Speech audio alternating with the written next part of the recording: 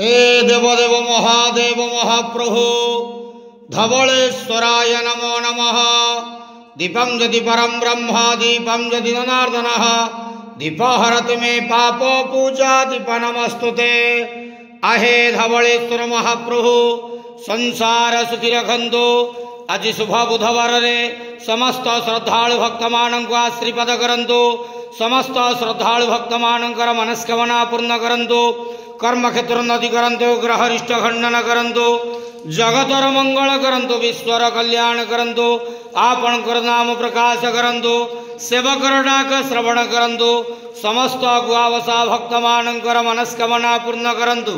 हे देवदेव महादेव धवलेश्वराय नमो नमः। संसार सुखी रखंतु आनंद गवार हरि बोलो। आज शुभ बुधवार रे समस्त श्रद्धालु भक्त मानक आशीर्वाद करंतु आनंद गवार हरि।